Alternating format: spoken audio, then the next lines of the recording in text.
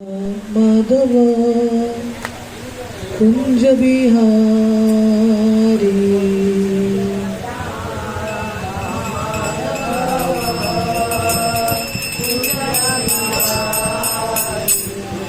जय राधा माधव कुंज बिहारी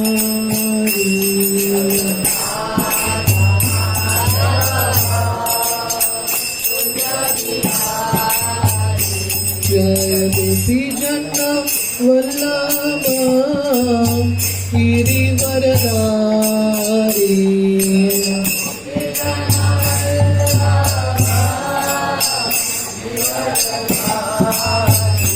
जय गोपी जन वल्लभ गिरिवरधारी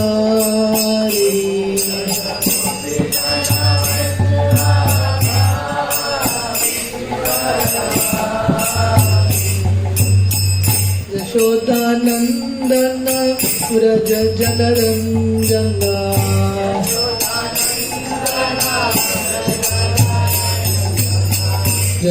यशोदानंदन व्रज जनरंजन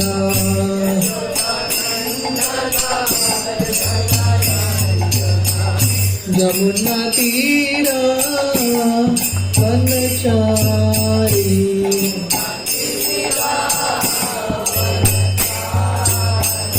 जमुना तीरा वनचारी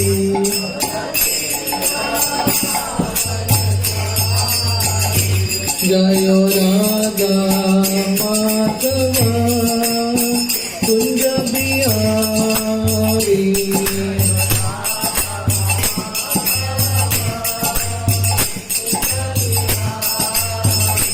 जय गोपी जन वल्लभ गिरिवरधारी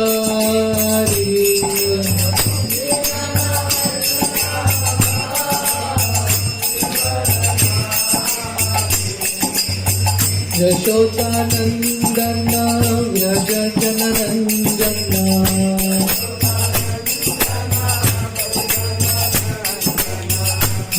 यशोदानंदन व्रज जनरंजन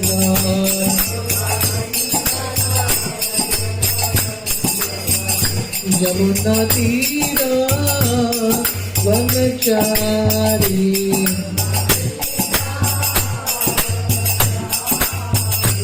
यमुना तीरा वनचारी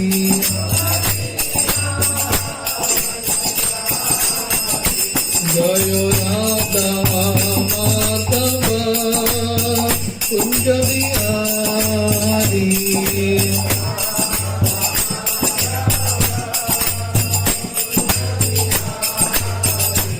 हरे कृष्ण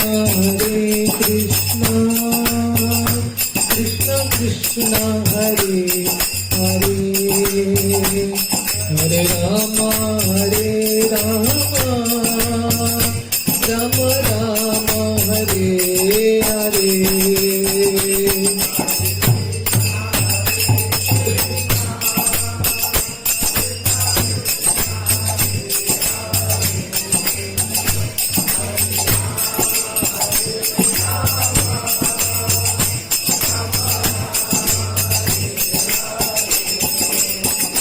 हरे Krishna Krishna Krishna Hare Hare Hare Ram Ram Ram Hare Hare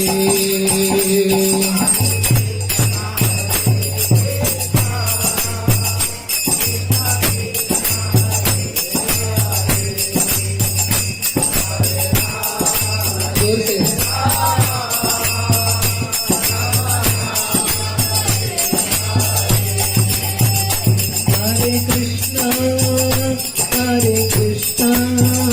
Krishna Krishna Hare Hare Hare Rama Rama Rama Hare Hare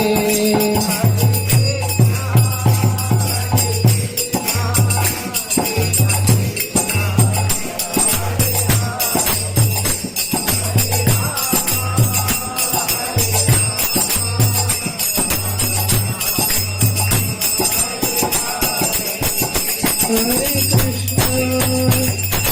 Krishna, Krishna Krishna, Hare Hare, Hare Rama, Hare Rama, Rama Rama, Hare Hare.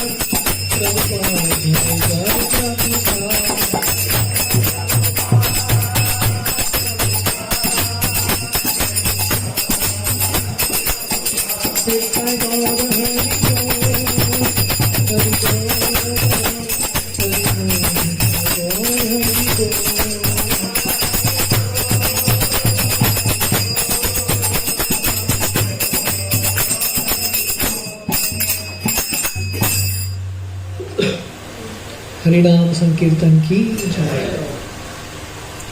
ओम नमो भगवते वासुदेवाय।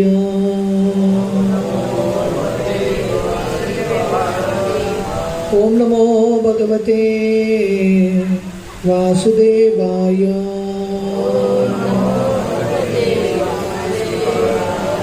ओम नमो भगवते वासुदेवाय।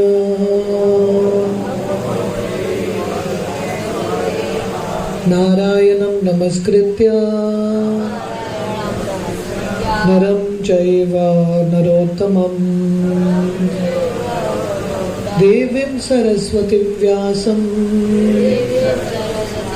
ततो जयमुदीरये। नष्टप्रायेषु अभद्रेषु नित्यं भागवत सेवया भगवती उत्तम श्लोके भक्तिर्भवति नैष्टिकी। कृष्णाय वासुदेवाय देवकी नंदनाय च नंदगोप कुमाराय गोविंदाय नमो नमः। नमो पंकजनाभाय नमो पंकजमालिने नमो पंकजनेत्राय नमस्ते पंकजाग्रये। हरे कृष्ण। आप लोगों को सुनाई दे रहा है? तो सर्वप्रथम मैं मंडल परिवार का बहुत बहुत आभार हूँ और परमेश्वर कृष्ण प्रभु का बहुत बहुत आभार हूँ कि उन्होंने मुझे इतने प्रेम से यहाँ पे आमंत्रित किया। आज मेरा तबीयत उतना ठीक नहीं है तो मेरा आवाज़ में उतना शक्ति नहीं है, पर जितना हो सके हम भगवान के बारे में कुछ बताने का प्रयास करेंगे। तो क्योंकि थोड़े ही दिन में कृष्ण जन्माष्टमी का उत्सव आ रहा है तो मुझे लगा श्रीमद् भागवतम का 10वां स्कंद, आप लोगों ने भागवतम के बारे में सुना है, श्रीमद् भागवतम। तो ये भारत में दो बहुत महत्वपूर्ण शास्त्र हैं, भगवद गीता और भागवतम। भगवद गीता का अर्थ क्या है? जो भगवान कृष्ण ने बताया उसको भगवद गीता बोलते हैं। और भागवतम मतलब जो भगवान ने किया, भगवान के जो लीलाएं हैं, कार्य हैं, वो है भागवतम।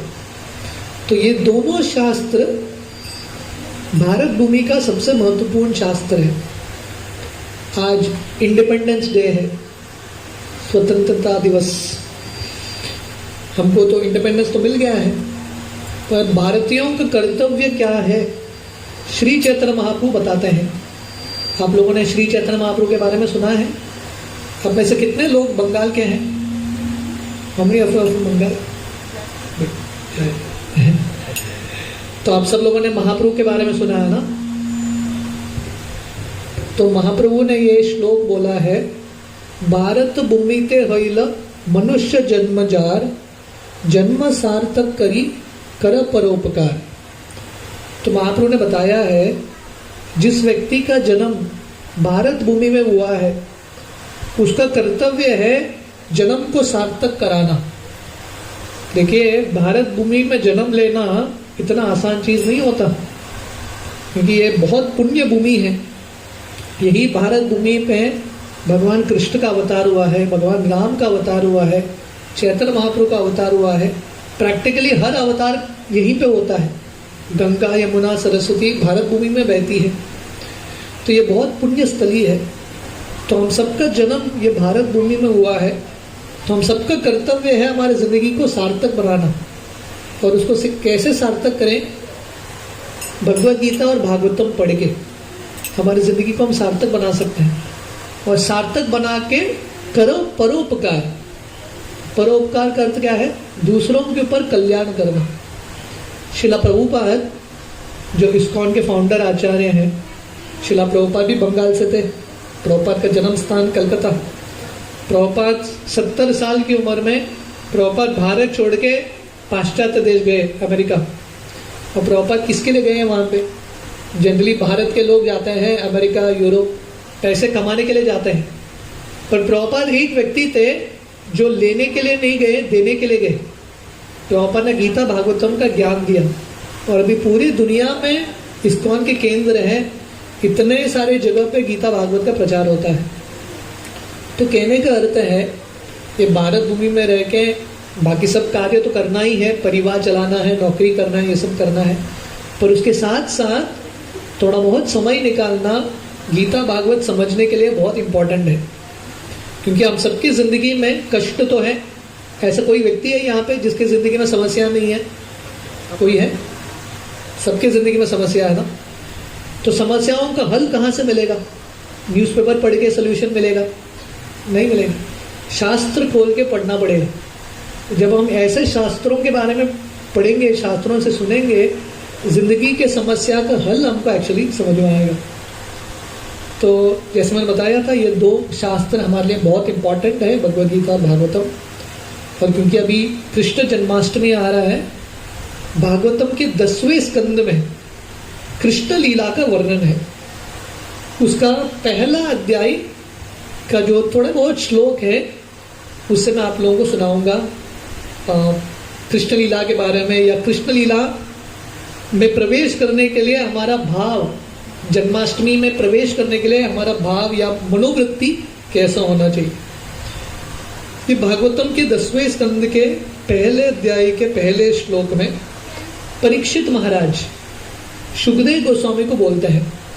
आप लोगों ने परीक्षित के बारे में सुना है? आप ऐसे कितने लोगों ने परीक्षित के बारे में सुना है?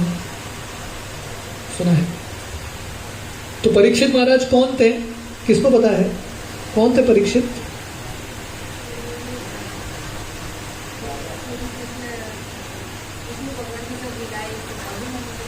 पर परीक्षित महाराज कौन थे? किसी को पता है? ये सब पता होना इंपॉर्टेंट है कि नहीं? लोगों को बाकी सब चीज के बारे में पता है। अभी पूछो किसने कितना स्कोर किया वर्ल्ड कप में, सबको पता रहेगा, है कि नहीं? पर लोगों को ये सब पता नहीं, परीक्षित कौन है, अर्जुन कौन है, युधिष्ठिर कौन है, ये सब चीज पता होना बहुत इंपॉर्टेंट है। परीक्षित महाराज जो थे, अर्जुन के पोते थे, अभिमन्यु के पुत्र। और परीक्षित को एक बार श्राप मिलता है कि उनका 7 दिन में मृत्यु होगा। तो परीक्षित जब उनको ये समाचार मिलता है कि 7 दिन में मृत्यु होगा, परीक्षित सब छोड़ के राज्य घर पति पत्नी सब छोड़ के परीक्षित सुखदेव गोस्वामी के चरणों के नीचे बैठते हैं और भागवतम सुनते हैं। तो प्रभुपाद बताते हैं परीक्षित को कितने दिन का नोटिस था? 7 दिन का नोटिस था। हम सबको कितने दिन का नोटिस है? कितने दिन का नोटिस है? हाँ हाँ 50-60 साल का गारंटी है क्या? गारंटी क्या है? तो इसलिए इसका अर्थ क्या है? परीक्षित के पास 7 दिन था, परीक्षित सब छोड़ के भागवतम सुने। हमारे पास कितना समय है वो भी हमको पता नहीं, कल सुबह भी देखने वाले हैं कि वो पता नहीं, कुछ भी हो सकता है कि नहीं? कितने सारे लोगों का रातों रात मृत्यु हो जाता है। तो हमारे पास कितना समय है हमको पता नहीं, फिर भी हम भक्ति में गंभीर नहीं है। तो परीक्षित महाराज सुखदेव गोस्वामी के पास बैठ के भागवतम सुन रहे। और 10वें स्कंद के पहले अध्याय के शुरुआत में परीक्षित महाराज सुखदेव गोस्वामी को बोलते हैं, हे सुखदेव गोस्वामी, अपने 9 स्कंद तक सूर्य वंश और चंद्र वंश में जितने भी क्षत्रिय राजा हैं उन सबका आपने वर्णन किया है। तो ये 2 क्षत्रिय कुल माने जाते हैं, 2 क्षत्रिय डायनेस्टीज का जो लोग राज्य करते हैं। एक सूर्य से आता है सूर्य वंश, जिसमें भगवान रामचंद्र आते हैं रघुवंश सूर्य वंश में, और एक चंद्र वंश। तो 9वें स्कंद के भागवतम तक सुखदेव गोस्वामी ने इन दोनों जो संप्रदाय है क्षत्रिय राजा थे उन सब के बारे में वर्णन किया था। तो प्रश्न उठता है, भागवतम जैसा सबसे महत्वपूर्ण ग्रंथ, उसमें राजाओं के बारे में क्यों वर्णन आता है? क्योंकि ये सब जो राजाएं थे साधारण राजा नहीं थे, ये सब राज्य ऋषि थे। राज्य ऋषि का अर्थ क्या है? राजा का पदवी है, राजा का कार्य कर रहे हैं, पर हृदय ऋषि जैसा है। वो लोग भी भगवान के महान भक्त हैं। इसलिए ऐसे राज्य ऋषियों के बारे में भी सुन के भक्ति में प्रगति होता है। तो परीक्षित महाराज बताते हैं सुखदेव गोस्वामी को, आपने विस्तार से ये दोनों राज्य कुल के बारे में आपने वर्णन किया है। अभी मेरा आपसे विनती है, यदोश्च धर्मशीलस्य नितरान मुनि सत्तम तत्राशेन वितरणस्य विष्णुर्वीर्यानि संशनः। बोलते हैं अभी मेरा हृदय में इच्छा है, मैं कृष्ण लीला के बारे में सुनना चाहता हूँ। 9वें स्कंद के अंत में सुखदेव गोस्वामी ने थोड़े ही श्लोक में कृष्ण लीला का वर्णन किया था, शॉर्टकट में समरी में कृष्ण लीला का वर्णन कर दिया। पर परीक्षित महाराज बोल रहे हैं सुखदेव गोस्वामी को, अभी मुझे विस्तार से सुनना है। अवतीर्य यदोर वंशे भगवान भूत भावना कृतवान यानी विश्वात्मा तानी नो वद विस्तरात। आपने एक संक्षिप्त में कृष्ण लीला वर्णन किया है, मुझे विस्तार से सुनना है, प्लीज विस्तार से बताइए। तो व्यक्ति आध्यात्मिक मार्ग में, स्पिरिचुअल लाइफ में एक्चुअल प्रगति कर रहा है क्या, उसका टेस्ट होता है। जैसे स्कूल में जाता है बच्चा, हर स्टैंडर्ड में बच्चे का टेस्ट होता है। टेस्ट क्यों होता है, एग्जाम क्यों होता है? ये पता करने के लिए बच्चे ने पढ़ाई किया है कि नहीं। हर चीज का एक लक्षण होता है। जैसे बीमार व्यक्ति का एक लक्षण है, जो धनी व्यक्ति है उसका लक्षण है। तो वैसे ही स्पिरिचुअल लाइफ में, आध्यात्मिक मार्ग में अगर कोई प्रगति कर रहा है, उसका लक्षण है वो भगवान के बारे में और सुनने का इच्छा रखता है।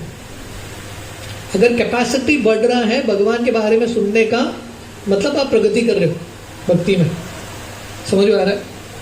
क्योंकि हमारा भौतिक मन जो है हमेशा इंद्रिय भोग में लगा है, इंद्रिय वस्तुओं में। जितना हम, हमारा जो मन है कृष्ण में केंद्रित करेंगे, जितना बैठ के कृष्ण कथा सुन सकते हैं, पढ़ सकते हैं, जितना माला कर सकते हैं, कीर्तन में बैठ सकते हैं, इसका अर्थ है भक्ति में प्रगति कर रहे हैं। देखिए परीक्षित महाराज, अभी 10वां स्कंद का पहला अध्याय चल रहा है, 9 स्कंद हो चुके हैं। मतलब लगभग 4 दिन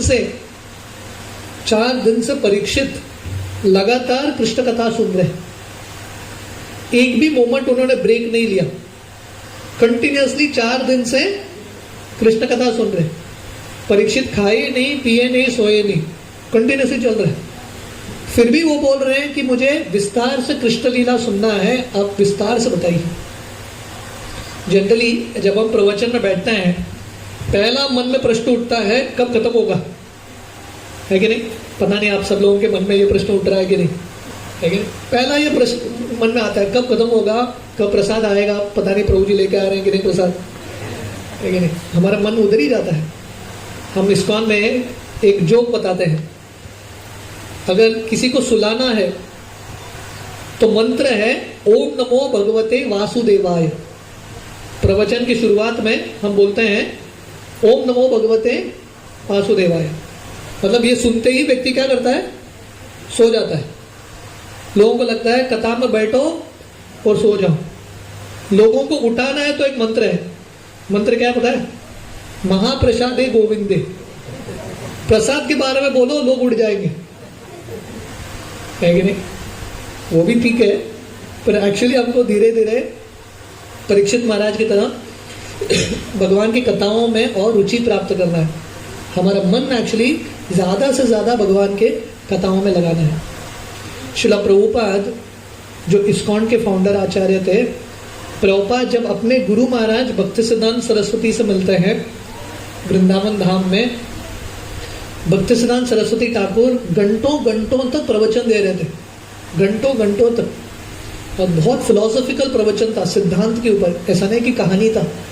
पर श्रील प्रभुपाद बैठ के सुन रहे थे और उनके गुरु भक्तिसिद्धांत सरस्वती इतने प्रसन्न होते हैं ये देख के कि ये जो लड़का है, ये जो शिष्य है ध्यान से सुनता है। तो भक्ति में प्रगति करने का ये सबसे महत्वपूर्ण लक्षण है, ध्यान से सुनना, trying to hear very attentively. तो इस तरह से परीक्षित महाराज सुखदेव गोस्वामी को बोलते हैं आप प्लीज विस्तार से भगवान की कथाओं के बारे में बताइए। आगे एक बहुत इंपॉर्टेंट श्लोक परीक्षित महाराज बताते हैं, निवृत्त तरसे रूपगीयमानात् भवौषधाक्षोत्र मनोभिरामात् का उत्तम श्लोक गुणानुवादात् पुमं विरजेत विना पशुघ्नात्। परीक्षित महाराज बोलते हैं 3 श्रेणी के लोग, 3 कैटेगरी के लोग कृष्ण कथा में रुचि प्राप्त करते हैं। 3 अलग अलग लोगों को कृष्ण कथा अच्छा लगता है। पहला कैटेगरी है निवृत्त तरसेर उपगीयमानात्। निवृत्त तरसेर, तरसेर का अर्थ है तृष्णा, प्यास। इस दुनिया में हर व्यक्ति प्यासा है, भूखा है। किसके लिए प्यासा है, भूखा है? इंद्रिय भोग के लिए। मन में हमेशा इच्छा रहता है इंद्रिय भोग करने के लिए। निवृत्त तरसेर का अर्थ है जिसका भोग करने का इच्छा समाप्त हो चुका है। मतलब जो शुद्ध भक्त है, शुद्ध भक्त मतलब जिसका भोग करने का इच्छा समाप्त हुआ है, ऐसे शुद्ध भक्त एक्चुअली कृष्ण कथा में रुचि प्राप्त कर सकते हैं। तो एक्चुअल सही कृष्ण कथा, जब हृदय पूरा शुद्ध होगा तभी हम कृष्ण कथा में आनंद ले सकते हैं। अगर आप चैतन्य चरितामृत महाप्रभु की लीलाओं को पढ़ेंगे, जब भी 2 महान शुद्ध भक्त साथ में आते हैं, घंटों घंटों तक दिन, बहुत सारे दिन बिताते हुए कृष्ण कथा में तल्लीन होते हैं, क्योंकि उनको एक्चुअल कृष्ण कथा में रुचि प्राप्त होता है। तो ये पहला कैटेगरी है, जो मुक्त आत्मा है, जो शुद्ध भक्त हैं, वो कृष्ण कथा सुनते हैं। दूसरा कैटेगरी है भवौषधात्। भवौषधात् का अर्थ है जो साधक है। साधक का अर्थ क्या है? हम सब साधक हैं, साधना से सिद्धि प्राप्त करना चाहते हैं, साधना से भगवान की प्राप्ति करना चाहते हैं। हमारे लिए कृष्ण कथा कैसा है? भवौषधात्। औषधात् का अर्थ है औषधि। हमारे लिए कृष्ण कथा एक औषधि की तरह है, मेडिसिन की तरह है। अभी हम बीमार हैं, हमारी बीमारी क्या है? भौतिक दुनिया में पढ़ चुके हैं माया का रोग हो चुका है हमको, भव रोग। भव रोग का अर्थ है बार बार ये दुनिया में जन्म लेना। पुनरपि जननम पुनरपि मरणम पुनरपि जनरे जठरे शयनम, ये हमारा रोग है। बार बार जन्म ले रहे हैं, बार बार मृत्यु हो रहा है। ये भौतिक दुनिया को भोग करने का इच्छा, ये एक्चुअल वायरस है। तो जैसा व्यक्ति बीमार पड़ता है उसके लिए एक मेडिसिन होता है। तो ये भौतिक दुनिया की बीमारी से मुक्त होने के लिए मेडिसिन क्या है? भवौषधात्, कृष्ण कथा हमारे लिए मेडिसिन है। अगर हम कृष्ण कथा का सेवन करेंगे कानों के माध्यम से, रोज गीता भागवत पढ़ेंगे, हमारा बीमारी ठीक होगा। ग्रेजुअल ये भौतिक दुनिया को भोग करने का इच्छा समाप्त होगा और हम एक्चुअल धीरे धीरे हेल्थी अवस्था में, स्वस्थ अवस्था में कृष्ण की भक्ति करेंगे। तो ये भौतिक दुनिया एक हॉस्पिटल की तरह है। एक भौतिक दुनिया किसकी तरह है? हॉस्पिटल की तरह है। यहाँ पे हम आए हैं, माया देवी हमको मेडिसिन देती है, अलग अलग कष्ट देती है। जैसा हॉस्पिटल में अगर कोई एडमिट होता है, डेंगू होता है, अलग अलग डिजीज होता है, उसको इंजेक्शन लगाते हैं। कितने लोगों को इंजेक्शन अच्छा लगता है? लोगों को अच्छा नहीं लगता, पर इंजेक्शन देंगे तो नहीं देंगे तो ठीक नहीं होगा। तो वैसे ही माया देवी हमको कष्ट देती है ताकि हम हमारी बीमारी से मुक्ति प्राप्त कर सकें। तो हमारे लिए हम मुक्त आत्मा, हम शुद्ध भक्त नहीं है। हमारे लिए कृष्ण कथा कैसा है? मेडिसिन की तरह है। और मेडिसिन मतलब अच्छा लगे न लगे लेना है कि नहीं? अगर कोई बीमार है, डॉक्टर मेडिसिन प्रिस्क्राइब करता है। अगर आप जाके डॉक्टर को बोलोगे मेरा मूड नहीं है मेडिसिन लेने के लिए, तो क्या होगा? आप ठीक नहीं होंगे। मेडिसिन अच्छा है कि कड़वा है, स्वादिष्ट है, मीठा है, कैसा भी हो, मेडिसिन लेना ही है, टाइम टू टाइम लेना है। ठीक है, अगर डॉक्टर ने आपको 1 महीने का मेडिसिन दिया है, एक ही दिन आपने 1 महीने का मेडिसिन ले लिया तो क्या होगा? अगले दिन उठेंगे ही नहीं, है कि नहीं? बीमारी ही समाप्त होगा, स्वयं व्यक्ति ही समाप्त हो जाएगा। तो मेडिसिन कैसे लेना है? रोज लेना है। तो भगवान की भक्ति साल में एक बार जन्माष्टमी के दिन कर दिया तो ठीक है क्या? रोज करना पड़ेगा। नित्यम भागवत सेवया, रोज थोड़ा समय निकालना पड़ेगा हरिनाम करने के लिए, गीता भागवत पढ़ने के लिए। हम समय निकाल सकते हैं कि नहीं? समय है कि नहीं लोगों के पास? बहुत सारा समय है। मोबाइल तो हमारा बहुत समय ले लेता है कि नहीं? मोबाइल, फेसबुक देखने से अच्छा है ये भगवत गीता पुस्तक देखो। फेसबुक देख के कितने लोगों का लाभ हुआ है, उससे अच्छा ये देखो। फालतू की चीज़ों में हमारे पास बहुत समय है। जो एक्चुअल चीज़ है, सही न्यूज़ है, वो पढ़ने के लिए हमको समय नहीं। ये दुनिया का न्यूज़पेपर, आज का न्यूज़पेपर कल पढ़ के कुछ फ़ायदा है क्या? कुछ फ़ायदा नहीं। आज का न्यूज़पेपर कल भी काम बेकार हो जाता है। पर यह भगवत गीता 5000 साल पहले बोला है भगवान कृष्ण ने अर्जुन को। कितने साल पहले? 5000 साल पहले। अभी भी रेलेवेंट है। मतलब ये जो मैसेजेस हैं, ये टाइमलेस मैसेज है, हमेशा के लिए ये रेलेवेंट है। इसलिए हमारे लिए कृष्ण कथा, भक्ति के लिए समय निकालना हमारे लिए औषधि की तरह है। अच्छा लगे न लगे, मूड है नहीं है, गीता भागवत पढ़ना ही है।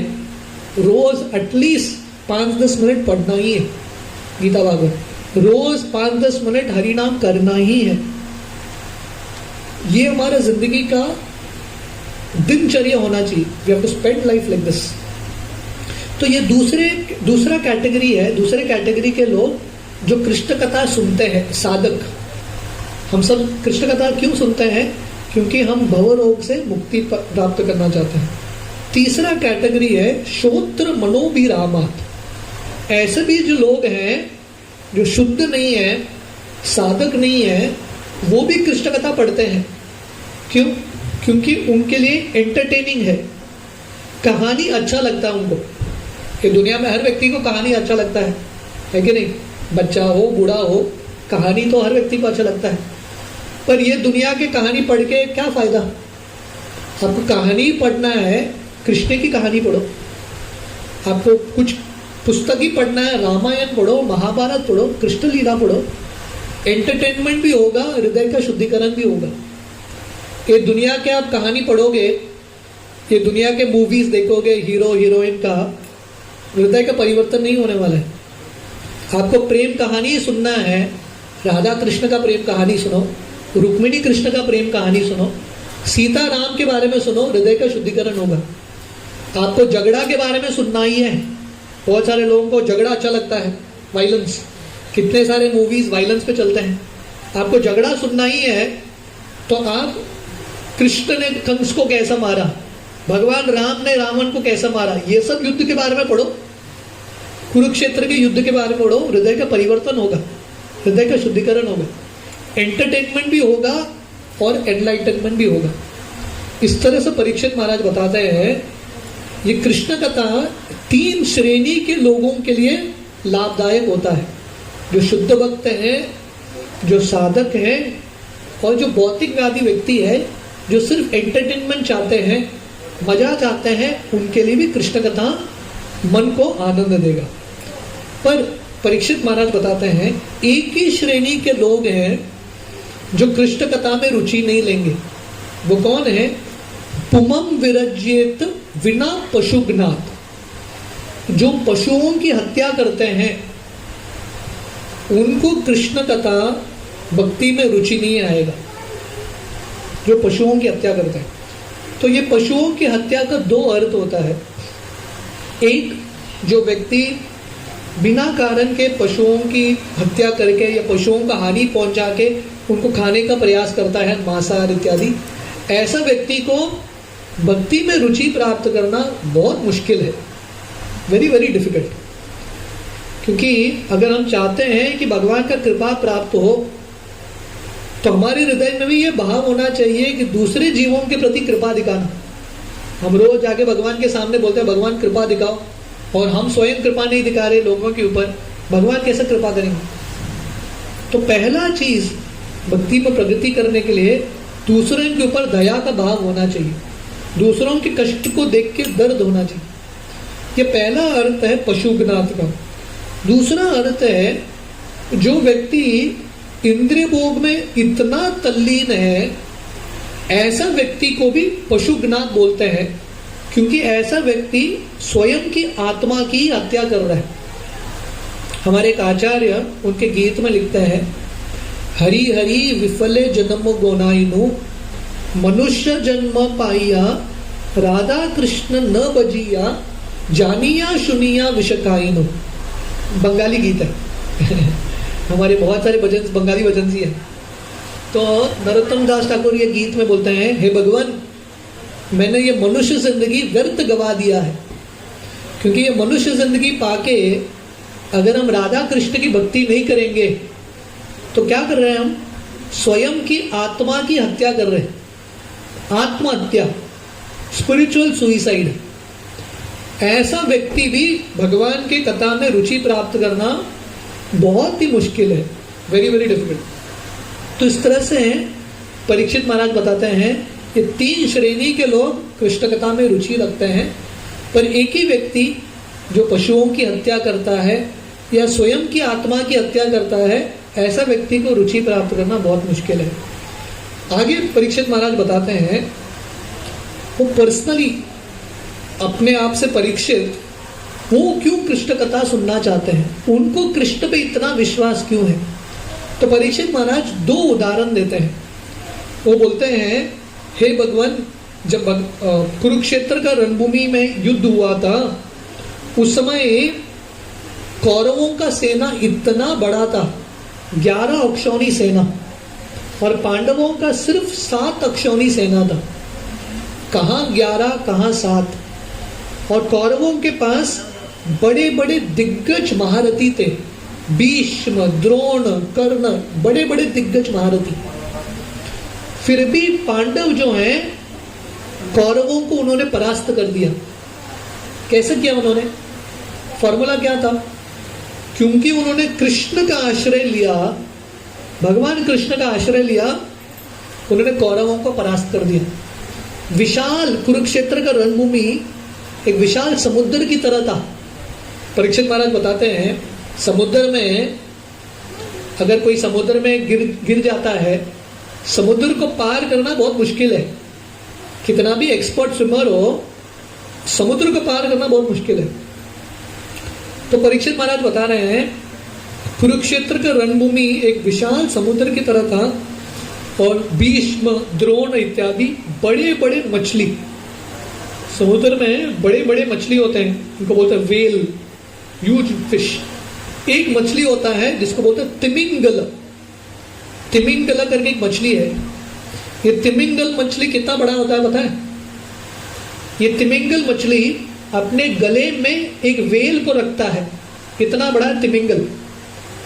तो परीक्षित महाराज बोल रहे हैं, भीष्म, द्रोण, कर्ण इत्यादि बड़े बड़े तिमिंगल थे, अर्जुन, पांडव छोटे छोटे मछली थे। क्या बड़ा मछली छोटे मछली को खा लेता है? क्या संभावना है कि छोटा मछली ये समुद्र को पार करेगा? असंभव। तो परीक्षित महाराज बता रहे हैं, मेरे जो पिता दादाजी थे, अर्जुन, युधिष्ठिर इत्यादि, उनको कुरुक्षेत्र में जीतना असंभव था भौतिक दृष्टिकोण से, पर क्योंकि उन्होंने कृष्ण का आश्रय लिया, असंभव चीज संभव हो गया। तो इसलिए परीक्षित बोल रहे हैं, मेरे परिवार का ही अनुभव है, इसलिए मुझे कृष्ण के बारे में सुनना है।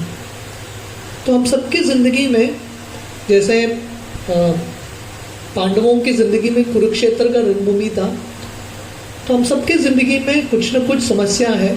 हर व्यक्ति को कुछ न कुछ युद्ध से गुजरना ही है, संघर्ष करना ही है।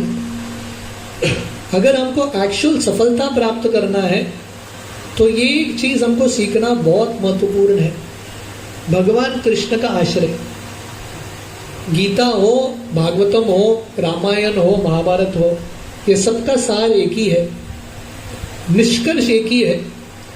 अगर हम बुद्धिमान हैं तो हम कृष्ण का आश्रय लेंगे, और अगर हमने कृष्ण का आश्रय लिया, असंभव चीज भी संभव हो जाएगी। Even impossible will become possible, Krishna का आश्रय लेने से। अब रामायण का युद्ध देखेंगे, भगवान राम बंदरों को लेके रावण के साथ युद्ध करने के लिए जाते हैं। अभी बंदर, उनको अस्त्र वगैरह चलाने को नहीं आता। बंदर जब गए थे भगवान राम के साथ, इन लोगों ने कुछ अस्त्र भी नहीं लिया था, जो मिला लेके उठा के मारते थे, बस कुछ प्लानिंग नहीं। राम भरोसे, लिटरली राम भरोसे था इनका। और रावण का जो सेना था, बहुत शक्तिशाली सेना था, उनके पास बड़े बड़े शक्तिशाली अस्त्र थे, सब मायावी लोग थे वहां पे। फिर भी राम ने ये बंदरों के सहारे इनको हरा दिया। कैसे? क्योंकि इन बंदरों ने राम का आश्रय लिया, संभव हो गया, एवरीथिंग बिकेम पॉसिबल। तो ऐसे हम सबकी जिंदगी में माया बहुत शक्तिशाली है कि नहीं? कितने सारे लोग सत्संग में आते हैं, बाकी सब लोगों का तो अलग ही सत्संग चलता है, असत्संग, है कि नहीं? तो ये दुनिया में, कलयुग में खासकर भक्ति करना बहुत मुश्किल है, पर अगर हम कृष्ण का आश्रय लेंगे, सब कुछ संभव होगा। श्रील प्रभुपाद का उदाहरण, इतना सुंदर उदाहरण है। प्रभुपाद 70 साल की उम्र में भारत से अमेरिका गए अकेले, जेब में 40 रुपए लेके। 70 साल की उम्र में कोई नया देश जाके कुछ नया शुरू करने के लिए सोच भी सकता है क्या? सोचना भी मुश्किल। और भारत के व्यक्ति को उस समय 1970 में अमेरिका में जाके कुछ नया शुरू करना मतलब असंभव चीज है, वेरी वेरी डिफिकल्ट। पर प्रभुपाद को इतना विश्वास था कृष्ण पे, उनको पता था मैं कृष्ण का कार्य करने के लिए जा रहा हूं, मैं अकेला हूं, फिर भी मैं अकेला नहीं हूं, कृष्ण है मेरे साथ। ये विश्वास के साथ गए प्रभुपाद।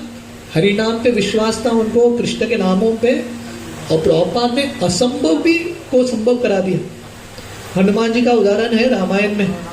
हनुमान जी जब गए लंका, रावण के लंका के बीच में हनुमान जी अकेले गए, दूसरा कोई व्यक्ति था भी नहीं, पर हनुमान जी को पूरा विश्वास था मैं भगवान राम के कार्य करने के लिए जा रहा हूं, तो भगवान राम डेफिनेटली मेरी रक्षा करेंगे। तो कहने का अर्थ है, अगर हम पांडवों की तरह, इन वानरों की तरह, हनुमान जी की तरह, श्रील प्रभुपाद की तरह भगवान कृष्ण पे विश्वास रखेंगे, सब कुछ संभव हो सकता है। Everything is possible.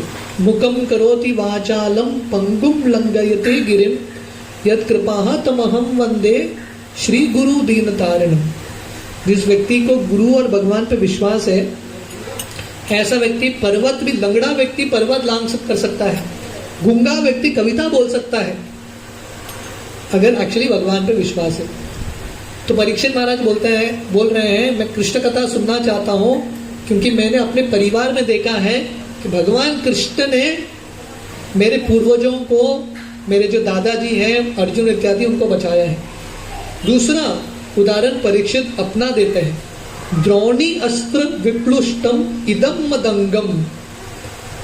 जब कुरुक्षेत्र का रणभूमि में युद्ध समाप्त होता है और पांडव जीत जाते हैं, उस समय क्या होता है, अश्वत्थामा जो बच गया था, बदला लेने के लिए ब्रह्मास्त्र फेंकता है। आप लोग ये कहानी जानते हैं। पूरा युद्ध समाप्त होता है, दुर्योधन, भीम दुर्योधन को हरा देते हैं, अश्वत्थामा बच गया। तो अश्वत्थामा जाके रातों रात, जब पांडव के सब बच्चे सोए हुए थे, अश्वत्थामा रातों रात सबको मार देता है। और अभिमन्यु की जो पत्नी थी उत्तरा, उनके गर्भ में परीक्षित थे, छोटा परीक्षित जो अभी ये बोल रहे हैं, उसको मारने के लिए अश्वत्थामा ब्रह्मास्त्र फेंकता है। ब्रह्मास्त्र मतलब न्यूक्लियर वेपन। न्यूक्लियर वेपन से भी शक्तिशाली है ब्रह्मास्त्र। इमेजिन करो, एक चींटी को मारना है, चींटी को मारने के लिए कोई nuclear weapon, atom bomb use करेगा क्या? चींटी को मारने के लिए एटम बॉम्ब की क्या जरूरत? पर अश्वत्थामा ने परीक्षित छोटे बच्चे को मारने के लिए ब्रह्मास्त्र फेंक दिया। और ये मां के गर्भ में बच्चा करेगा क्या? पर क्योंकि परीक्षित भगवान के महान भक्त थे, पांडव कुल में उनका जन्म हुआ था, भगवान कृष्ण स्वयं जाते हैं मां के गर्भ में। मां का जो गर्भ है बहुत शुद्ध स्थान नहीं होता है कि नहीं, फिर भी कृष्ण स्वयं जाते हैं उत्तरा के गर्भ में परीक्षित को बचाने के लिए। तो परीक्षित बोल रहे हैं, मेरे खुद का अनुभव है, कृष्ण मुझे बचाने के लिए आए थे पहले, इसलिए मैं भी कृष्ण कथा सुनना चाहता हूं। तो इस तरह से परीक्षित महाराज अपना निजी उदाहरण देते हैं। उसके बाद परीक्षित सुखदेव गोस्वामी को 5 प्रश्न पूछते हैं। इसके उत्तर में पूरा 10वां स्कंद कृष्ण लीला 90 अध्याय 90 चैप्टर्स कृष्ण लीला के। परीक्षित महाराज का पहला प्रश्न है कि बलराम जी जो रोहिणी के पुत्र हैं, उनका जन्म पहले देवकी के गर्भ में होता है, उसके बाद वो रोहिणी के गर्भ में आते हैं। आप लोग ये कहानी जानते हैं?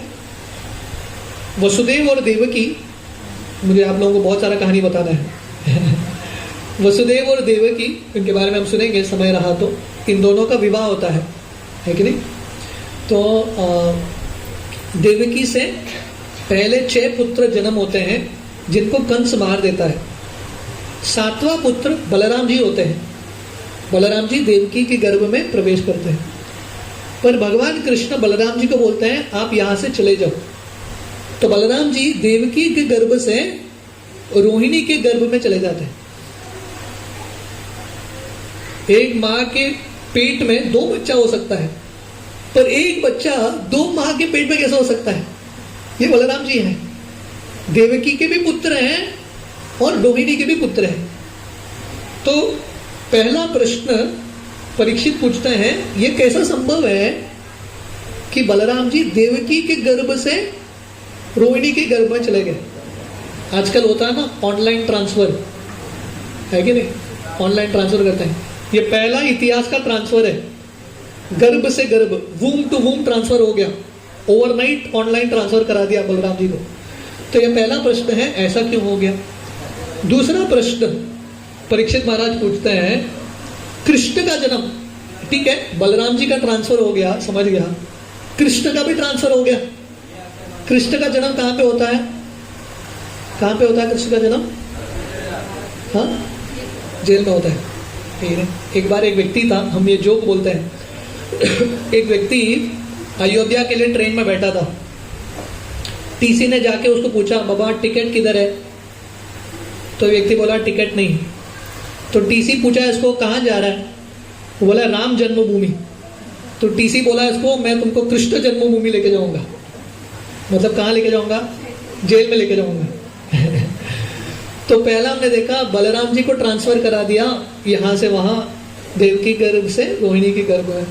दूसरा प्रश्न परीक्षित महाराज पूछ रहे हैं, कृष्ण का जन्म होता है कंस के कारागृह में वसुदेव और देवकी के पास। कृष्ण भी रातों रात ट्रांसफर हो जाते हैं। कृष्ण जन्म लेते ही कृष्ण पहला बर्थडे केक मथुरा भी में नहीं काटते। कृष्ण रातों रात गोकुल चले जाते हैं। आप लोग की कहानी जानते हैं, वसुदेव जी कृष्ण को यमुना पार करके गोकुल लेके जाते हैं।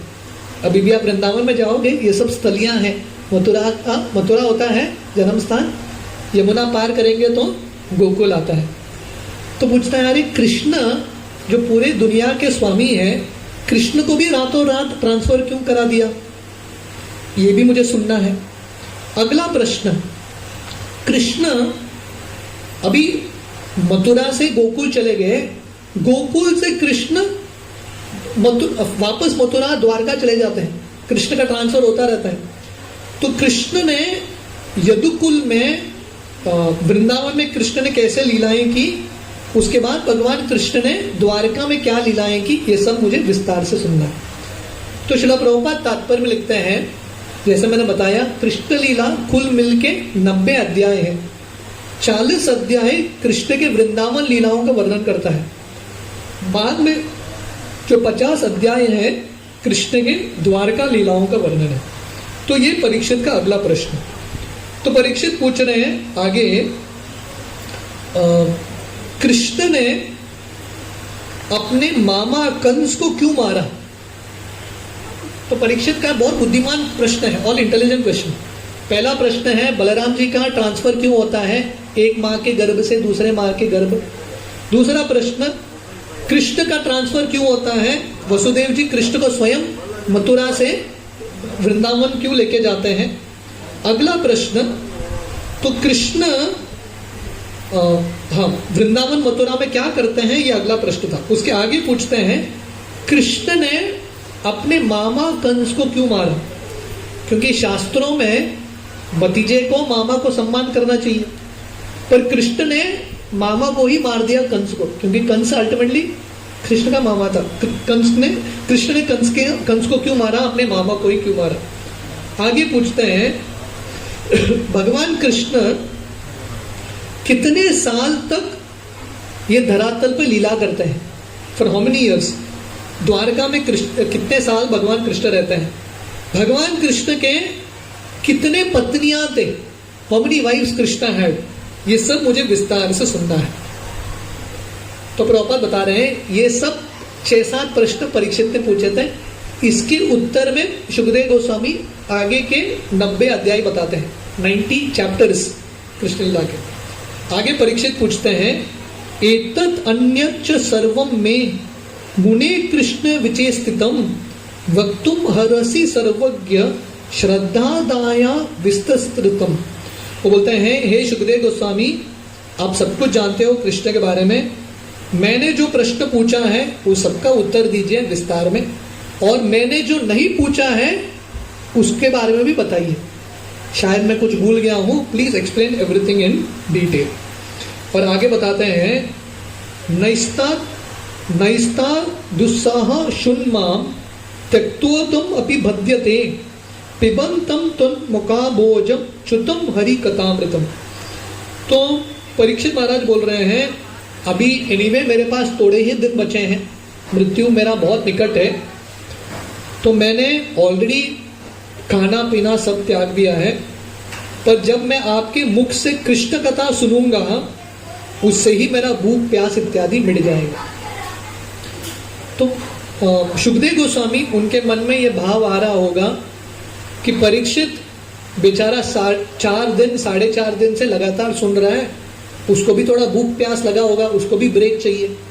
उसके उत्तर में परीक्षित बोलते हैं सुखदेव गोस्वामी को, आप मेरे बारे में मत चिंतन करो, मैं फर्स्ट क्लास हूँ, मुझे कुछ नहीं हुआ है।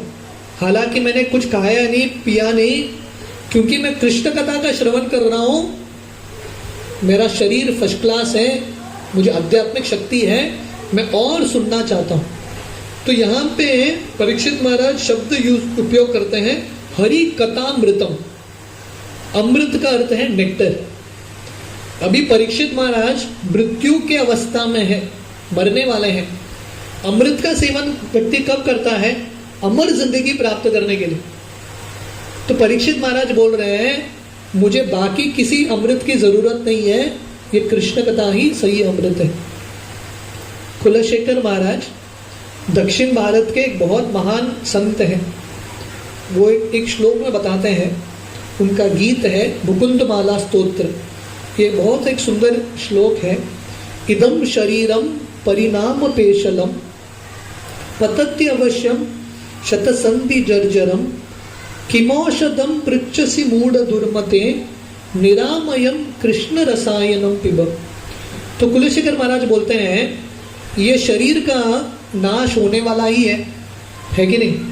ये शरीर को आप कुछ भी मेडिसिन खिलाओ, कुछ भी करो, ये शरीर तो मरने वाला है। ऐसा कोई व्यक्ति है जिसका अब तक मृत्यु नहीं आया?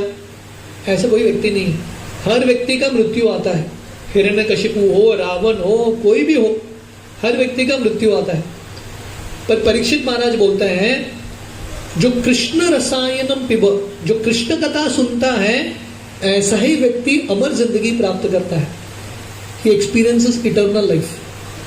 तो परीक्षित महाराज यहाँ पे बोल रहे हैं, मुझे भूख भी नहीं लगा है, प्यास भी नहीं लगा है, आप बिंदास कंटिन्यूअसली कृष्ण कथा बोलते रहो, प्लीज कीप चैंटिंग। भागवतम के पहले स्कंद में भीष्मदेव का उदाहरण है। अब सब जानते हैं भीष्मदेव, फाइनली अर्जुन इतना बाण चलाता है भीष्मदेव के ऊपर, 2 बाणों के बीच में उंगली डालने का भी जगह नहीं था, इतना बाण चलता है भीष्मदेव के आर पार। और भीष्मदेव बाण के शैया पे लेटे हैं, और जब उनका अंतिम समय था, भगवान कृष्ण पांडवों के साथ आते हैं वहां पे, और भीष्मदेव लगातार 2 महीने तक कृष्ण कथा बता रहे हैं। इमेजिन करो, हमारे शरीर में एक छोटा सा कांटा भी घुसेगा और व्यक्ति को बोलोगे बैठ के कृष्ण कथा सुनो, मन इतना विचलित होगा। भीष्मदेव के पूरे शरीर पे बाण आर पार होके घुसा है, फिर भी भीष्मदेव कृष्ण कथा सुन नहीं रहे, प्रवचन दे रहे हैं 2 महीने तक। तो कहने का अर्थ है, जब व्यक्ति भगवान की कथाओं का आश्रय लेता है, उसको एक ऐसा एक शक्ति मिलता है, भौतिक दुनिया से परे हो जाता है। रामायण में लक्ष्मण जी का उदाहरण है। आप लोगों ने लक्ष्मण के बारे में सुना है ना, भगवान राम के छोटे भाई। लक्ष्मण जी जो हैं 14 साल भगवान राम वनवास में थे, वन में थे। 14 साल लक्ष्मण एक क्षण भी नहीं सोए, एक क्षण भी लक्ष्मण सोए नहीं, क्योंकि दिन भर लक्ष्मण भगवान राम का सेवा कर रहे थे, और रात में जब सीता मैया और राम सो जाते थे, लक्ष्मण सिक्योरिटी के रूप में काम करते थे, मॉर्निंग ड्यूटी नाइट ड्यूटी। 14 साल लक्ष्मण सोए नहीं, इसलिए लक्ष्मण जो है इंद्रजीत को मार पाए। इंद्रजीत को ऐसा ही व्यक्ति मार सकता था जिसने 14 साल नहीं सोया हो। तो लक्ष्मण का पूरा तपस्या इंद्रजीत को मारने के लिए काम में आया। तो आप पूछेंगे, व्यक्ति 14 साल बिना सोए जी सकता है क्या? अगर व्यक्ति के पास आध्यात्मिक ऊर्जा है तो जी सकता है। हमारे शास्त्रों में सिर्फ 500 साल पहले महाप्रभु के जो पार्षद थे, षड गोस्वामी, रूप सनातन, रघुनाथ भट्ट, इनका उदाहरण है। जब वो वृंदावन धाम में रहते थे, दिन में 2-3 घंटा सोते थे, खाते थे, बस बाकी पूरा दिन भगवान की भक्ति में, फुल डे। हरिदास ठाकुर का उदाहरण है, रोज हरिदास ठाकुर 24 घंटा माला जप करते थे, सोते भी नहीं थे, खाते भी नहीं थे, ठीक तरह से दिन भर कर रहे। तो कहने का अर्थ है, परीक्षित महाराज के तरह जब व्यक्ति को एक आध्यात्मिक रुचि प्राप्त होता है तब व्यक्ति भूख प्यास को भूल जाता है। ऐसा होता है ना, अगर व्यक्ति कोई चीज में इतना तल्लीन है, होता ना कहीं उत्सव में कोई माता जी कुछ रंगोली कर रही है, कुछ कर रहे हैं, व्यक्ति इतना तल्लीन होता है उसमें, घंटों घंटों बीत जाता है, भूख प्यास भूल जाता है। तो वैसे ही जब हम कृष्ण कथा में तल्लीनता प्राप्त करते हैं, समय कैसा जाता है, भूख प्यास सब भूल के हम एक्चुअली कृष्ण कथा में तल्लीन होते हैं। और प्रभुपाद बता रहे हैं ये हमारा जिंदगी का लक्ष्य है, this is the perfection of life.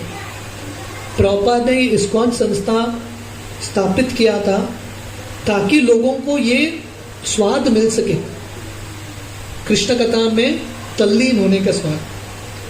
तो इस तरह से परीक्षित महाराज सुखदेव गोस्वामी को बोलते हैं मुझे भूख भी नहीं है, प्यास भी नहीं है, आप निश्चिंत होकर कृष्ण कथा कीजिए।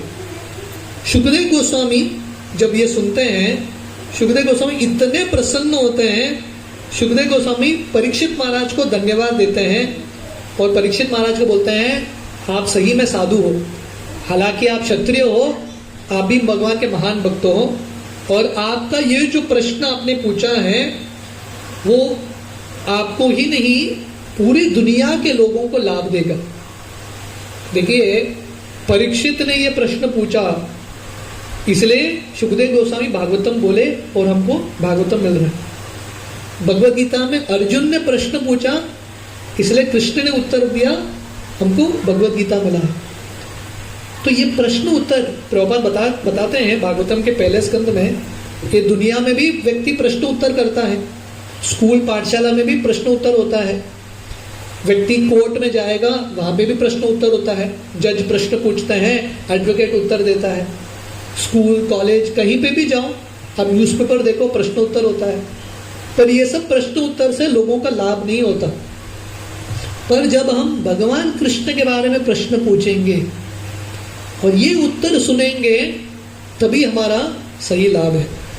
तो परीक्षित सुखदेव गोस्वामी बताते हैं, हे परीक्षित आपने जो प्रश्न पूछा, प्रत्यर्च कृष्ण चरितम करी कल्मश ग्नम, बोलते हैं आपका ये जो प्रश्न है बहुत बढ़िया है, क्योंकि कृष्ण के बारे में बोलने से कलयुग में जितने भी अनर्थ हैं, जितने भी दुख है, समस्या है, वो सब मिट जाएगा। और कलयुग ऐसा एक वातावरण है जहाँ पे पीड़ा से ही भरा है, कष्ट से भरा है। तो इसका एक ही सोल्यूशन है जो सुखदेव गोस्वामी यहाँ पे बोल रहे हैं, the remedy for all suffering. जैसा हमने शुरुआत में बताया था, हर एक व्यक्ति के जिंदगी में समस्या है, सब समस्याओं का हल किसमें है? कृष्ण कथा, कृष्ण कीर्तन। यही भागवतम में एक श्लोक आता है, कलेर दोष निदे राजन अस्ति एक महान गुणात् कीर्तनादेव कृष्णस्य मुक्त संग परम व्रजेत। कलयुग दोषों का सागर है, कष्टों का सागर है। हम देख रहे हैं क्या चल रहा है बांग्लादेश में, बोलने की जरूरत नहीं है, अब हर जगह देखो, you see what is happening. तो जैसे कलयुग बढ़ता है ऐसा तो समाचार आने ही वाला है, आसुरिक नेता, आसुरिक जगह। तो कलयुग दोषों का सागर है, एक भी अच्छा गुण नहीं है कलयुग में। पर सुखदेव गोस्वामी बोलते हैं एक ही अच्छा गुण है, कीर्तनाद एव कृष्णस्य मुक्त संग परम व्रजेत। कलयुग में जितने भी दोष हो, एक अच्छा गुण है, वो है कृष्ण कथा, कृष्ण कीर्तन। अगर हम प्रामाणिकता से कृष्ण कथा, कृष्ण कीर्तन का आश्रय लेंगे, जो परीक्षित ने यहाँ पे लिया, परीक्षित को जब समाचार मिलता है कि 7 दिन में मृत्यु होगा, परीक्षित यहाँ वहाँ सॉल्यूशन ढूंढने में समय वेस्ट नहीं करते, ये करूं वो करूं, परीक्षित समय वेस्ट नहीं करते। परीक्षित सिर्फ भगवान की कथा कीर्तन में आश्रय लेते हैं और भगवत धाम चले जाते हैं। तो भगवान का कथा कीर्तन एक बहुत सुलभ मार्ग है। अगर हम इसका आश्रय लेंगे, कृष्ण का आश्रय लेंगे, विल गेट डिलीवर्ड। समाश्रिता ये पाद पल्लव प्लवम महत पदम पुण्य यशो मुरारे भवाम्बुधिर वत्स पदम परम पदम पदम पदम यद विपदाम न तेषाम। भागवतम वर्णन करता है पदम पदम यद विपदाम न तेषाम, ये दुनिया में हर पद में कठिनाई है। कौन से पद पे कष्ट आएंगे, पीड़ा आएगा, हम बोल नहीं सकते। रास्ते पे चलते चलते कुछ भी हो सकता है। तो ये सब समस्याओं से परे होना है तो कृष्ण के चरण का आश्रय लेना है। कृष्ण के चरण का आश्रय लेंगे तो भगवान का चरण जो है एक नाव की तरह बनता है। हमको ये सागर के, ये दुनिया के जितने भी कष्ट है, भव सागर है, इससे पार करके हमको भगवत धाम लेके जाएगा। तो आइए ये जन्माष्टमी के अवसर पे हम सब प्रयास करें। जन्माष्टमी के समय, जन्माष्टमी कृष्ण का जन्मदिन होता है ना, जन्मदिन में हम बर्थडे बॉय को गिफ्ट देते हैं ना, है कि नहीं? तो जन्माष्टमी के दिन या जन्माष्टमी के अवसर पे हमको कृष्ण को भेंट क्या देना है? अगर हम कृष्ण के सामने ये प्रण लेंगे, अभी से मैं थोड़ा समय निकालूंगी कृष्ण कथा, कृष्ण कीर्तन में निवेश करने के लिए, ये हमारा सबसे बड़ा भेंट है। भगवान को पैसे की ज़रूरत नहीं है, ये सब की ज़रूरत नहीं है। अगर हम समय निकाल पाए कृष्ण के लिए, भगवान भी खुश और सबसे ज़्यादा खुश हम होंगे। ठीक है, आप सब लोग कोशिश करेंगे। हाँ, आप सब लोग ऑलरेडी काफ़ी सारे लोग बंगाल के हैं, तो महाप्रभु की शिक्षाओं का थोड़ा गंभीरता से पालन करना। ओके, आप सब लोगों का धन्यवाद, मंडल परिवार का बहुत बहुत धन्यवाद। हरे कृष्ण। किसी का कुछ प्रश्न है?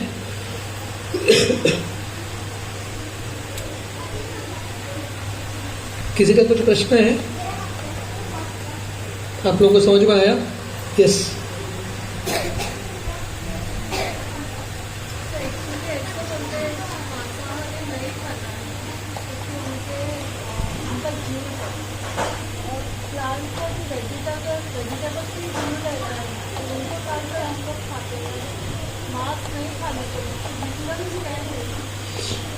Thank you. तो माता जी ने एक बहुत अच्छा प्रश्न पूछा। बोल रहे हैं कि मांस नहीं खाना है क्योंकि उसमें हिंसा होती है, पर हम सब्जियां शाकाहारी भोजन खाते हैं, उसमें भी तो हिंसा होता है। पर इसमें बहुत फर्क है। एक तो चीज भागवतम वर्णन करता है, जीवो जीवस्य जीवनम, अल्टीमेटली हर जीव को दूसरे जीव पे निर्वाह होके ही चलना पड़ता है। पर ये दोनों में वायलेंस में बहुत फर्क है।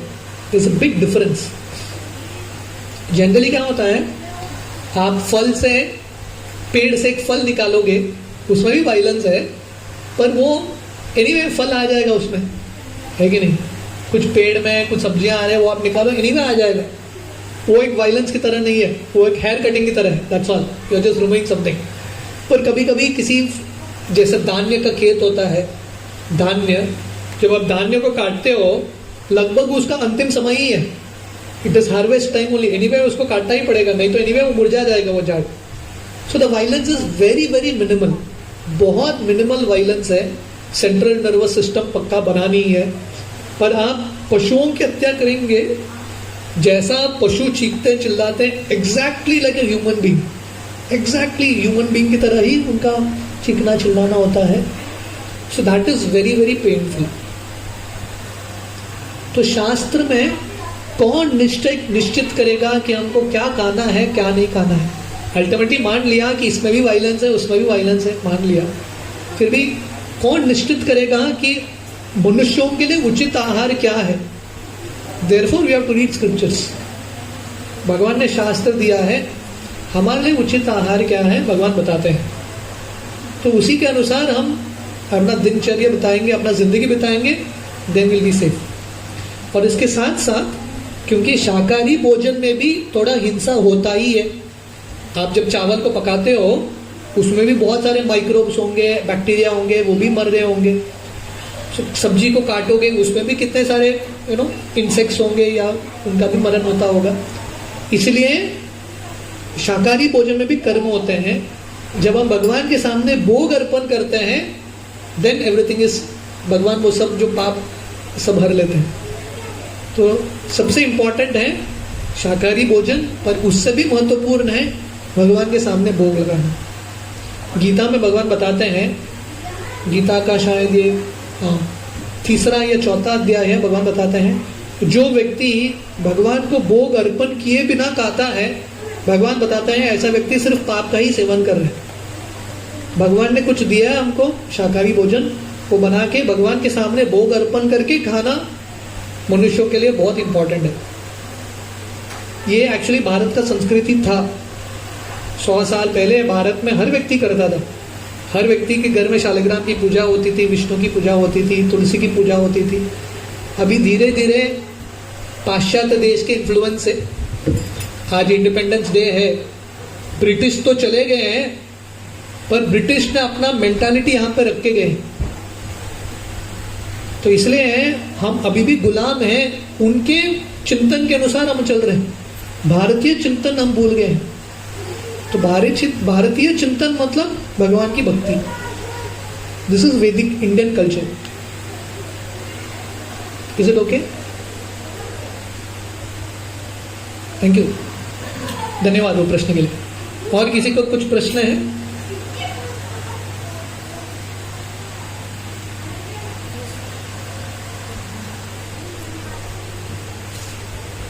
ठीक है, हम लोगों का बहुत बहुत धन्यवाद।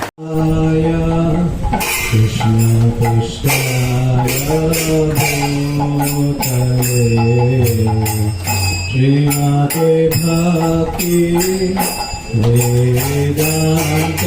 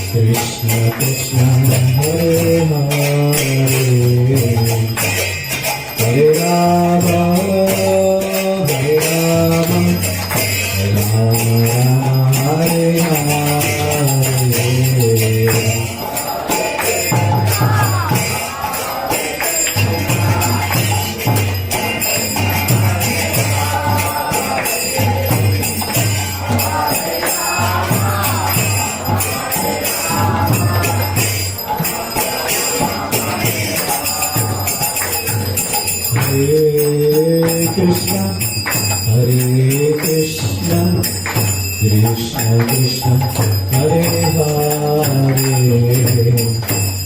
Hare Rama, Hare Rama, Rama Rama, Hare Hare.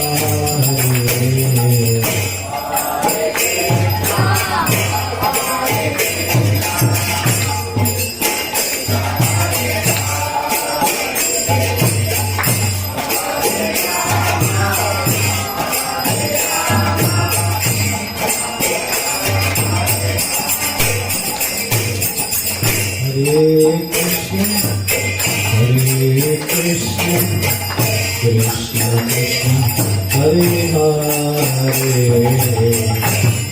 Hare Rama, Hare Rama, Rama Rama, Hare Hare.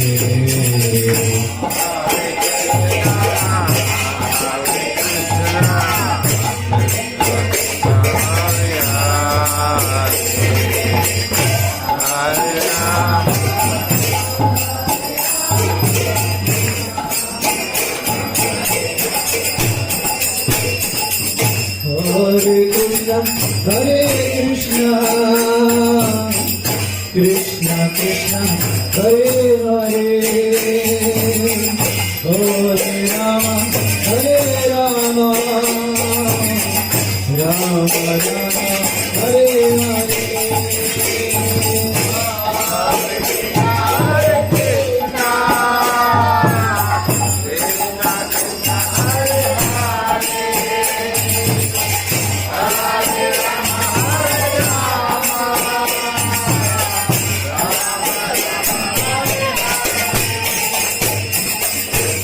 Hare Krishna, Hare Krishna, Krishna Krishna, Hare Hare, Hare Rama, Hare Rama, Rama Rama, Hare Hare. Hare Krishna, Hare Krishna, Krishna Krishna, Hare Hare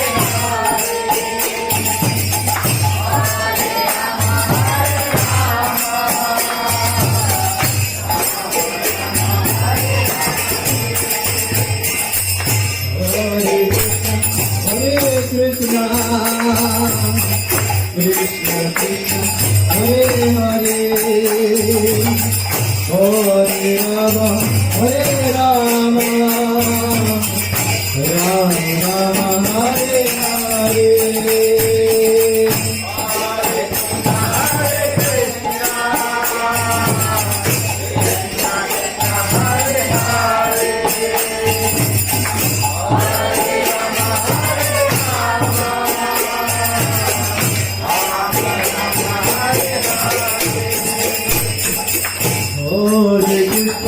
Hare Krishna, Krishna Krishna, Hare Hare, Hare Rama, Hare Rama, Rama Rama, Hare Hare.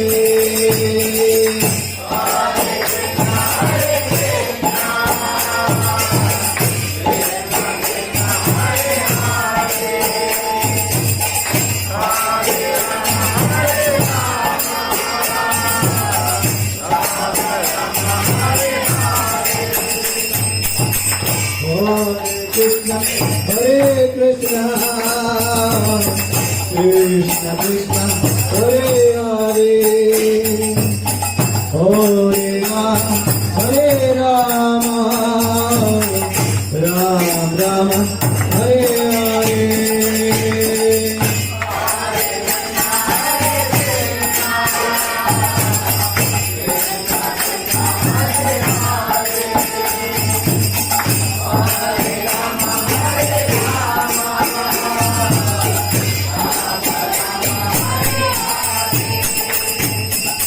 Hare Krishna, Hare Krishna, Krishna Krishna, Hare Hare,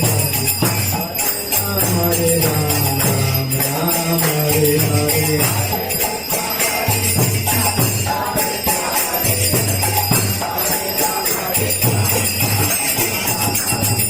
Krishna Krishna Hare Hare Hare Rama Rama Hare Hare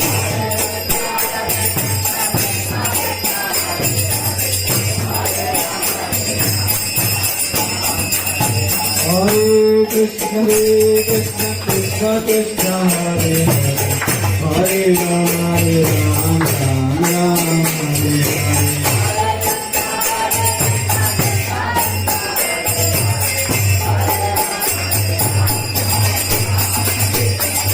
Krishna Hare Krishna Krishna Krishna Hare Hare Hare Rama Rama Hare Hare Hare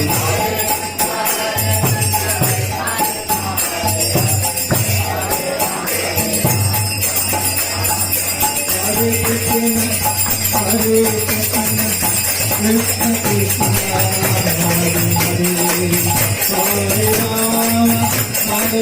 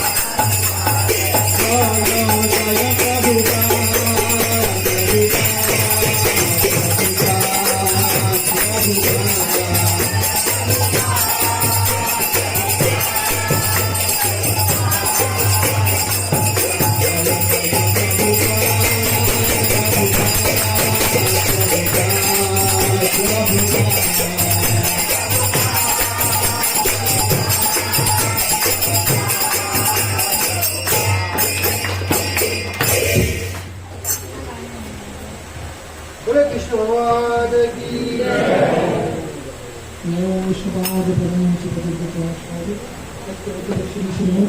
केसी भक्ति वेदांत स्वामी श्री प्रभुपाद की जय ओम विष्णुपाद प्रभुपाचार्य अष्टोत्र श्री श्रीमद भक्ति सिद्धांत सरस्वती गोस्वामी महाराज श्री प्रभुपाद की धर्माचार्य श्री हरिदास ठाकुर की प्रेम से कहो श्री कृष्ण चैतन्य प्रभु नित्यानंद श्री द्वैत विधान श्रीनिवास साधु गौर नित्यानंद की श्री राधा कृष्ण गोपीनाथ श्याम सुंदर राधा कुंदर वीरवर्धन की वृंदावन धाम की पुरुषोत्तम क्षेत्र जगन्नाथपुरी धाम की मायापुर नदी धाम की गंगा मैया जमुना मैया की भक्ति देवी तुलसी देवी की समवेद भक्तवृंद की गौरीश्वर स्मृति देवी गौरीश्वर स्मृति देवी गौरीश्वर स्मृति देवी गौरी तो श्री गुरु और श्री गौरांग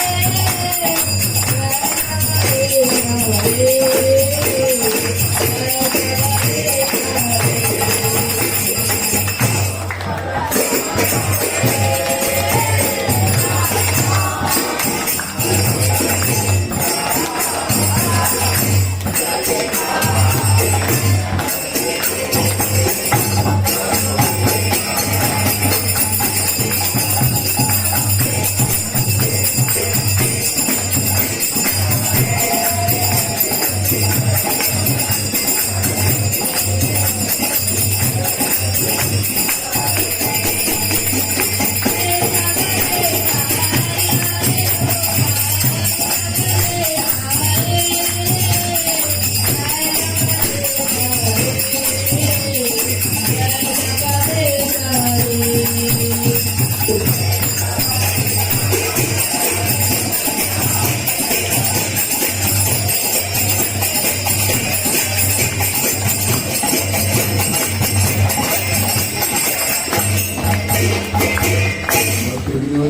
श्री लक्ष्मी नरसिंह भगवान की जय। भक्त श्रोवणी श्री भोला महाराज की जय। हरे कृष्णा। तो वास्तविक हमारा परम सौभाग्य है कि श्री गोपाल जी इसका अष्टमी के टाइम तो बहुत शेड्यूल बिजी रहता है और गाय भी लेकर होते हैं, फिर भी कल उनको प्रार्थना किया तो तुरंत उन्हें हाँ इसके लिए यकीन और कृपा और सबकी तरफ से हम उसका और एक बार हरे नाम को लेते हैं बोलते रहेंगे।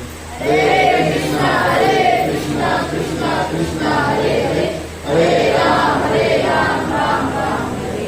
हमारे चौदह नजदीक के गांव में बहुत बड़ा फार्म वहाँ पे स्कूल का सेंटर है, वहाँ आप लोगों का इंचार्ज में वो सेवा भी वहाँ पे रहते हैं। हर संडे प्रोग्राम भी रहता है, दोपहर को आप उसका आश्वासन भी दे सकते हैं, बाद में उनको डिटेल दे सकते हैं। और हम सबकी तरफ से आए हैं और हम जन्माष्टमी सेलिब्रेट करेंगे कि सब गोवा में पूरी गोवा में इस्कॉन के शोभा की कृपा से सेलिब्रेशन हो रहा है। तो साकरी सेंटर में हम 25 तारीख होता है, आने वाले इतवार को अगले इतवार को संडे के दिन फेस्टिवल सेलिब्रेट करेंगे। हम चाहते हैं कि आप सब कृष्ण बर्थडे में शामिल हो जाइए और इनसे इन्विटेशन दिए हैं और आपको जो बिना रखने सेवा भी करना है तो कर सकते हैं। ये बड़ा प्रोग्राम है, कृष्ण हमारे पिताजी हैं और ये जो हम भक्ति इधर है और एक ही वेद हमारा है वो है हरे कृष्णा कृष्णा कृष्णा हरे हरे, हरे राम राम राम हरे। ये महामंत्र ही भक्ति को लेके जा सकता है और दूसरा मार्ग में तो मैं आया नहीं देखते तो थोड़ा लेट हुआ तो इसके ऊपर ही ध्यान दिया होगा और आपका ये दृष्टिकोण भी हमें महामंत्र की तरफ इतना खींचा होगा। तो आप ये प्रयत्न करो, संपूर्ण माला करो, जो कि हमारी माता जी की प्रति जो हमारे रूप है उसमें भी माला करते हैं, माला के बाद में पूजा करते हैं। आप सबका धन्यवाद, आपके कारण ये प्रोग्राम अच्छा सफल हुआ। तो सब भक्त हमारे साथी माता और जी के और प्रभु के रिश्तेदार और जो मित्र परिवार का भी नाम हमारे जोड़ करें नाम से हरे कृष्णा कृष्णा कृष्णा हरे हरे, हरे राम राम राम हरे। अगर आपको सब स्पेशल पता रहेगा। धन्यवाद। हरे वैष्णवे श्रीपुण्यमृतं राजम् विश्वासदेव जायते धैर्या विद्यादा गोविंद्या तायिका सागरे तारेमध्ये दिवाते योगमय सुमती त्यागी देता कपिल संसारे कृष्ण परोदयमो परिवार जीवदान लोक साधनो बोल स्वयं नावित पाओ श्री श्री राधा कृष्ण गुण गाओ मीना कोशी चैतन्य निताय जय निमाय जय निताय जय श्री कृष्ण चैतन्य प्रभु नित्यानंद श्री अद्वैता गदाधर श्रीवासादि गौर भक्तवृंद हरे कृष्णा कृष्णा कृष्णा हरे हरे, हरे राम राम